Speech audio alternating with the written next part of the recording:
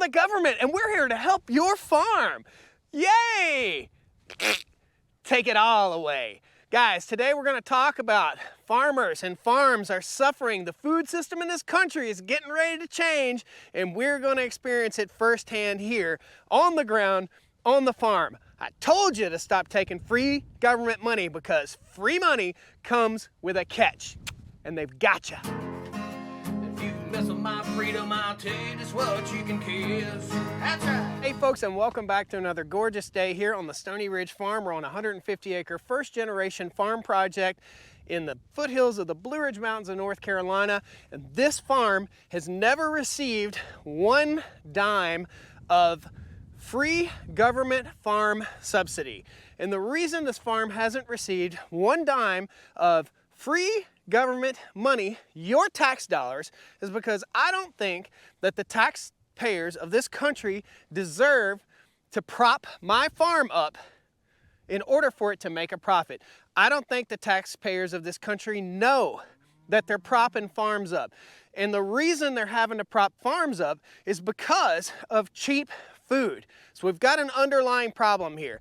Today what we're going to be talking about is the fact that Mr. Musk and Mr. Trump, or President Trump, have gone in and cut funding for a lot of huge projects. And some of those projects involve the USDA farm grants, the farm loan system. That is hitting us huge in the farm community. To any of you guys who are suffering through that right now in the farming community, I really hate that you're going through this. I'm sorry, I know it's a stressful time for your family, and I knew when you first started seeing all these budget cuts, the fear was striking you right here where it hurts, right here where it hurts, and right here in that wallet where it hurts. You were thinking, are these cuts going to affect my farm if I am getting government subsidies? And the fact of the matter is, a lot of farms have been affected. So this video was kind of spawned upon what I've been seeing here lately in the news. Over the last couple days, I've seen a lot of articles and I've watched a lot of YouTube content about farmers losing funding for projects. One of the videos, and I'll post links to those videos at the end of this video, but one of those videos was detailing how a farmer had this solar panel set up, and he had about $30,000 in solar panels that he still owed for, and all the paperwork was done. He was just waiting on his check from the government, and the funding had gotten cut. Row crop farmers, huge operations, tens of thousands of acres. These guys depend on those government subsidies to earn a living because of cheap, garbage, crappy food in this country. A lot of those subsidies go for really good things. Soil and water conservation. We all want our soil. I don't know any farmer that doesn't want to preserve his soil for next year, the next year, and 50 years from now, or 100 years from now. But the fact is, farming practices in this country for years and years and years, decades and decades, did not conserve land because we thought we had the honeypot. We thought we had a bottomless pit of wonderful topsoil and fertile soil to feed our nation. Well, what did we find out? Here's what we found out, exactly what you see right here, a broom sedge laden farm. The reason this farm is broom sedge covered is because it was farmed poorly.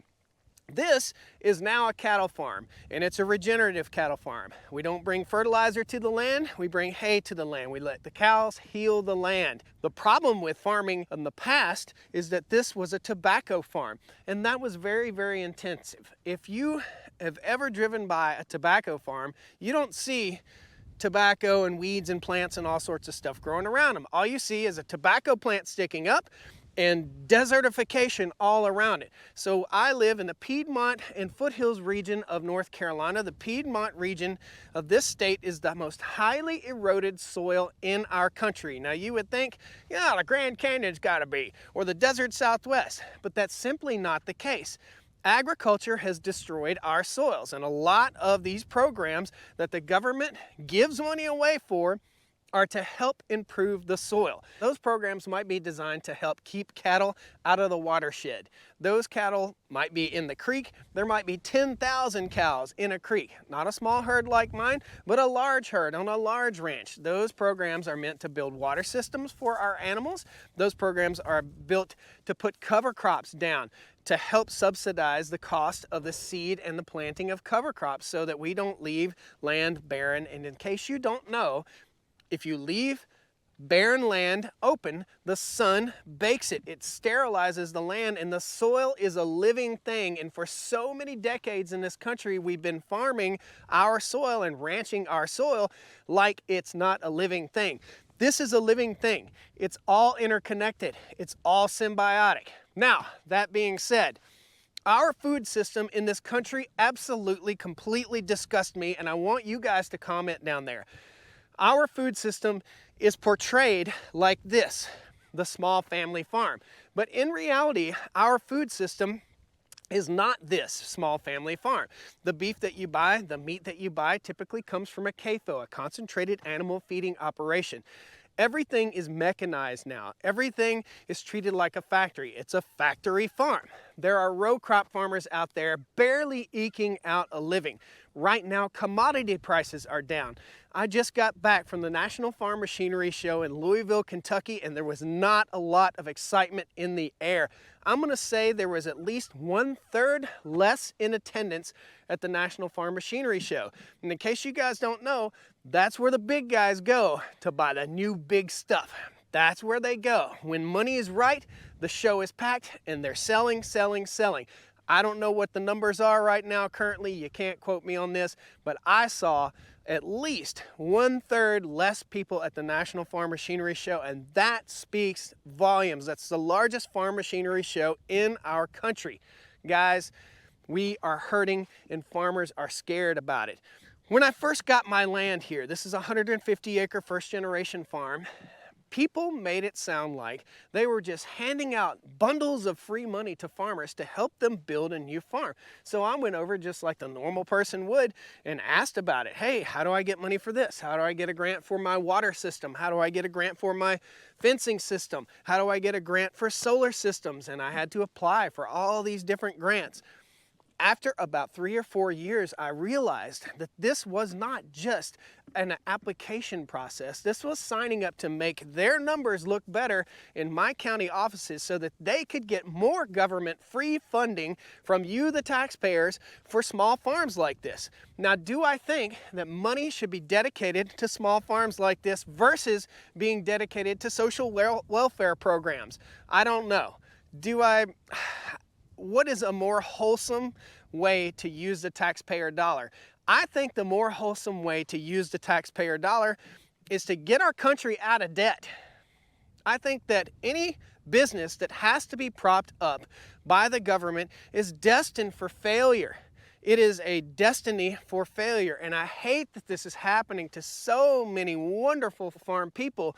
However, when we have a dependency on this free money, in other words, if it looks too good to be true and it sounds too good to be true and it packs your wallet too good to be true, then it's too good to be true and it's going to go away.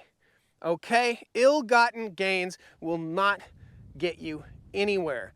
Once again, I applied for multiple programs to help me build the water system, which I came out of pocket for on my own. I built an entirely solar water system on this farm. It cost me around $30,000 out of my own pocket. It's not the responsibility of you, the taxpayer, to pay for my water system. It is simply not. The value for the taxpayer is simply not there. Our country wants good food and our country wants cheap food. Which one wins? Good food or cheap food? Let me just tell you, cheap food wins every single time. People want more food and they want it cheap. They don't care about the nutritive quality of that food, and that's where our government money needs to go to making good nutrition, to making good decisions for our land. And I don't agree with any business. I don't care if you own a restaurant, if you own a baseball card shop, if you own a little grocery store right up the street. I don't think that the taxpayers of this country deserve to have to prop that up. Now, your tax dollars are going to these farmers who are earning a living. Farms are getting bigger and bigger and bigger. Farmers are getting older and older and older, and they're being bought up by corporations, and those corporations are getting bigger and bigger and bigger, thus getting more and more efficient. They have people that are hired to find that free government money. When you have a company that has hired an individual or multiple individuals to go out and seek out free government money, then we've got a problem in this country. That's just my humble opinion. Again, I hate this for any of the farm families that are suffering right now. The story that I watched on the internet was about a gentleman who had solar panels out for his farm. And there was a program evidently that probably helped him to build all of his solar panels. They probably helped him, in case you guys don't know, these programs are out here to get your solar panels put up, to get all the infrastructure put in, to put up greenhouses, to do all of this stuff. What is the value return for you, the taxpayer?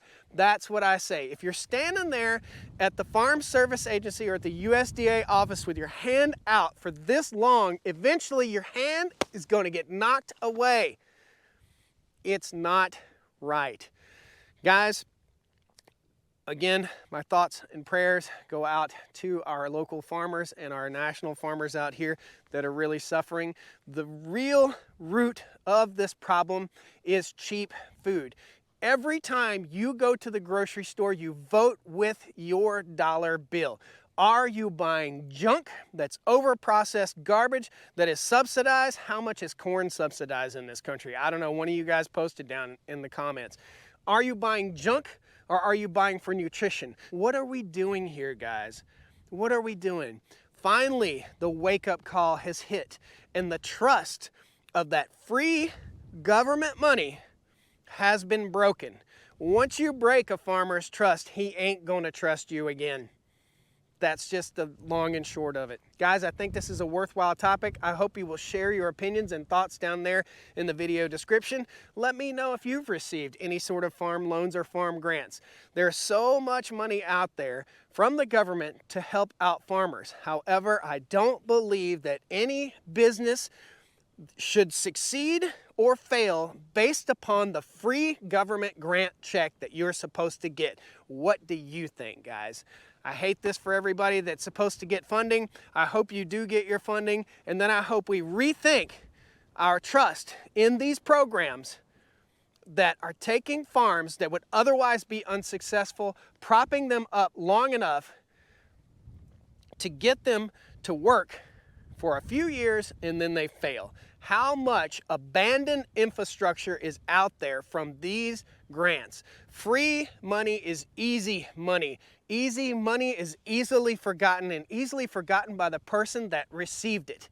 You break the trust of a farmer, he's not going to trust you again, and I think this is going to be a huge wake-up call for all farmers to realize our food system is broken. And when we have to subsidize every bite of food that we eat with tax dollars, you think you're eating cheap food, but it's coming out of your taxes. And I don't think that that's right. I just don't think that that's right. I do think that there are worse evils than helping farmers, but I don't think it's right to prop up any business, be it a farm, be it a grocery store, be it a Starbucks. It doesn't make any difference to me. No subsidies from the government have been appropriated for this farm right here. I don't believe in it, I don't trust it, I don't like it, and I don't think that any business should be propped up by the government. Thank you guys. Please hit that like button, subscribe to the channel. Please share your thoughts. Again, thoughts and prayers for all those who are suffering through this. I hope you get your grant money, you get your loan money. I hope this freeze stops. But I hope it really brings a wake-up call to our country and to our farmers to not have such a dependency on our government to feed us. We need to become self-sufficient. We need to look at what we eat. We need to think about what we eat. We need to think about nutrition versus taste. We need to think about how we consume things. And you vote with your dollar bill. So if you don't want highly processed garbage food, don't buy it and it'll go away. You vote with that dollar bill. Thank you guys. Please hit that like button again. We'll see you next time on the Stoney Ridge Farm Channel.